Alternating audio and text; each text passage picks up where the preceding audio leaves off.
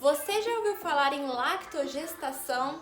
Se a sua resposta foi não, é exatamente sobre isso que eu vou falar nesse vídeo hoje. Gente, meu nome é Ruth, eu sou psicóloga, mãe da Catarina e atualmente eu estou grávida da Mariana. Sejam bem-vindos de volta ao canal Ser Mãe é Punk. Muitas mulheres têm várias dúvidas sobre a amamentação quando elas descobrem uma nova gravidez. Muitas mulheres acabam se perguntando: será que eu posso continuar amamentando meu bebê estando grávida de outro bebê? Mas infelizmente ainda existem muitas informações antigas e totalmente desatualizadas sobre a lactogestação. Mas fique tranquila que é exatamente sobre isso que eu vou falar nesse vídeo e vou esclarecer muitas dúvidas que eu acredito que você tenha. Talvez agora você esteja se perguntando o que significa essa palavra lactogestação. Mas a lactogestação basicamente é quando uma mulher amamenta um filho, então no caso um filho mais velho, e ela fica grávida de outro. Então mais pra frente eu vou falar um pouquinho sobre a minha experiência, como está sendo, mas eu pratico a lactogestação, eu tô grávida de 17 semanas, continuo amamentando a minha filha de 2 anos e meio. E se você clicou nesse vídeo, provavelmente você tem essa dúvida de saber se você pode continuar amamentando, mas pra falar a verdade, na teoria tá tudo bem continuar amamentando e praticar a lactogestação, só que na prática muitas pessoas são contra, falam coisas erradas ou mitos antigos, principalmente esses mitos antigos, e existem infelizmente médicos que também são desatualizados que continuam propagando esses mitos que não está tudo bem. E um dos principais mitos sobre a lactogestação é que a mulher pode sofrer algum tipo de aborto ou parto prematuro. E por que acredita nisso? Porque durante a amamentação a mulher ela libera um hormônio chamado ocitocina. E esse hormônio chamado ocitocina, que é liberado durante a amamentação, também é liberado lá no final da gestação, porque ele é um dos responsáveis por incentivar, as contrações uterinas. Inclusive, se você já ouviu falar sobre parto induzido, você sabe que a mulher precisa tomar o sorinho na veia, que é a ocitocina. E por que é um mito se a gente realmente tem esse hormônio? Da onde eu tirei isso?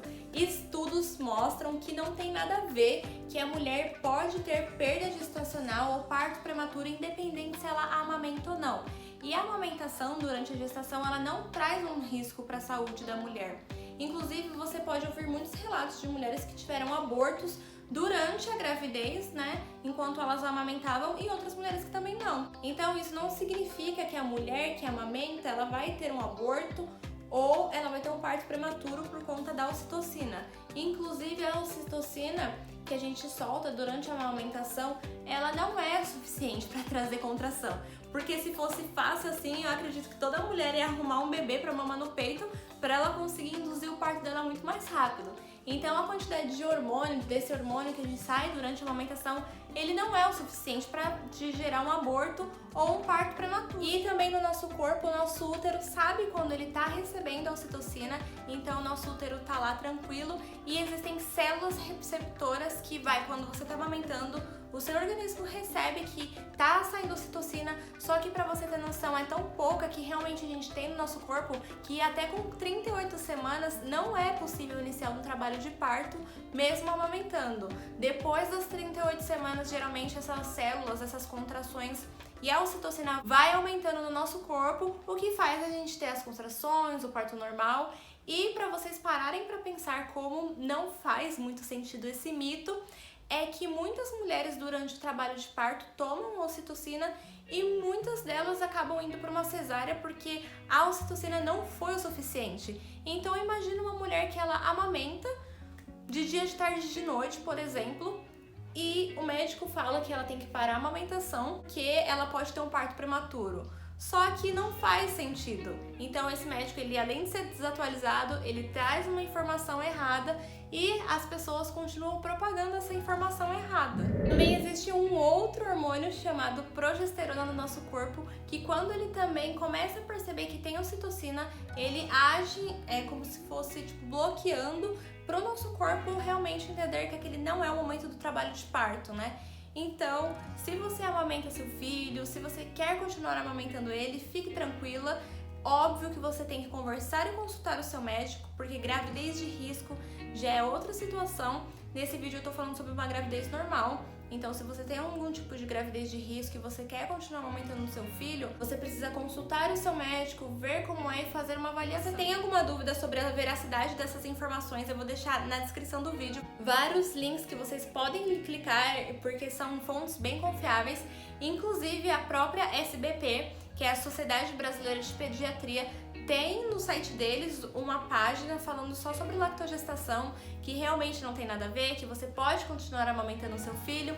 Inclusive lá eles falam uma coisa muito interessante, que durante a nova gravidez o leite ele começa a mudar de sabor, geralmente ele fica mais salgado e o filho mais novo pode mamar menos ou até desmamar. Inclusive a quantidade de leite materno também vai diminuindo porque o nosso corpo ele é muito sábio e ele vai se preparando para essa nova gestação. Se você tem alguma dúvida também sobre o colostro, que é uma coisa que eu já ouvi falar, pessoas falaram pra mim que a Catarina iria roubar o colostro do bebê, é uma coisa que também não faz muito sentido.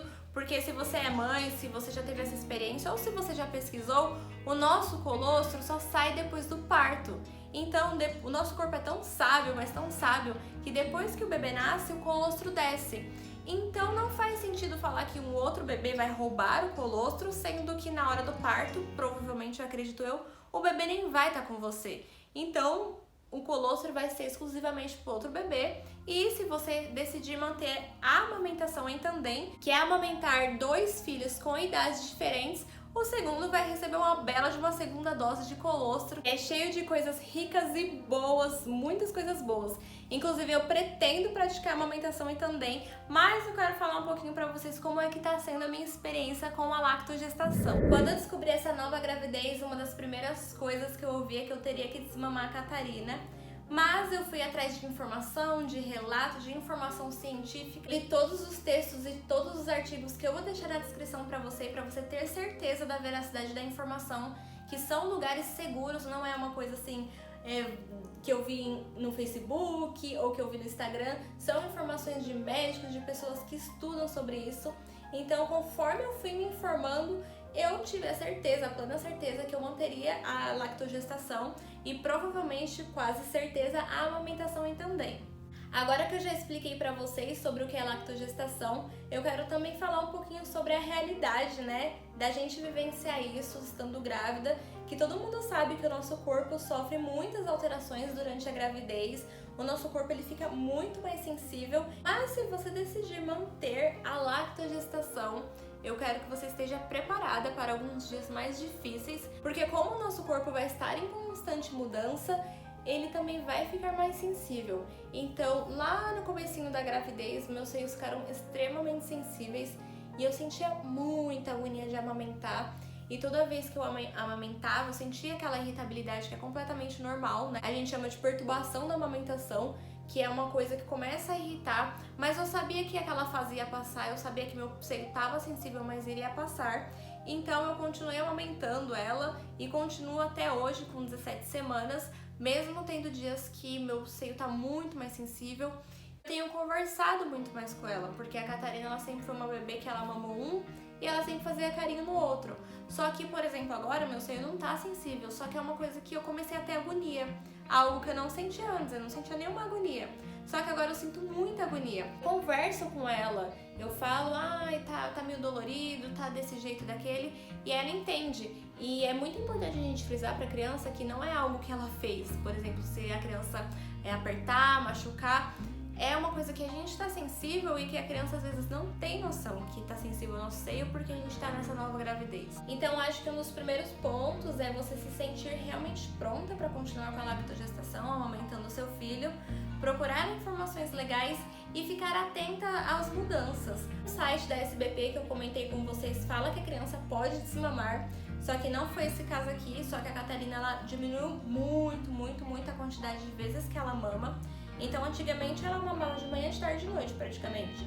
E agora ela mama de noite pra dormir e quando ela acorda é só um pouquinho assim, sabe? Só pra dar uma bicadinha, um carinho. E eu percebi que o tanto que ela mama também diminuiu. Inclusive, esses dias eu perguntei pra ela, filha, ainda tem leite aí? Ainda é gostoso? Ela fala que sim, que ainda é gostoso, que ainda tem leite. E ela continua mamando. Até que uma das minhas maiores preocupações sobre o dia do parto, o dia que a Mariana for nascer, como é que ela vai ficar sem o TT, porque eu nunca dormi sem ela.